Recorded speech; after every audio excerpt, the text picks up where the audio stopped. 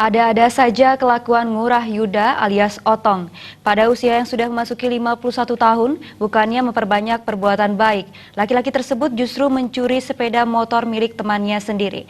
Parahnya lagi, pelaku berupaya melarikan diri sebelum ditangkap, sehingga polisi terpaksa melumpuhkannya dengan timah panas.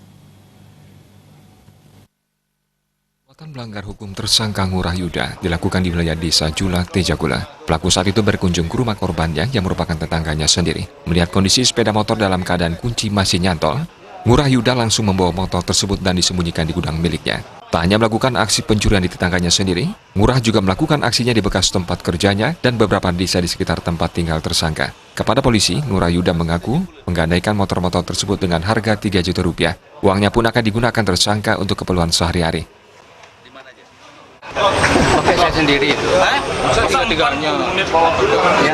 Tiga-tiganya mau pakai sendiri? Digadekan. Yang ini motornya ini belum sampai digadekan. Berapa digadekan? Ya? Berapa digadekan? Yang ini 3 juta. Yang lain?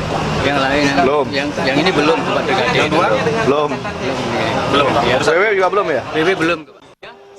Polisi yang mencium gerak-gerik tersangka langsung melakukan penangkapan tidak jauh dari rumah korban. Akibat mencoba melarikan diri, tersangka terpaksa dihadiahi polisi dengan timah panas pada betis kanan. Bahkan tersangka mengaku melakukan aksinya di TKP berbeda.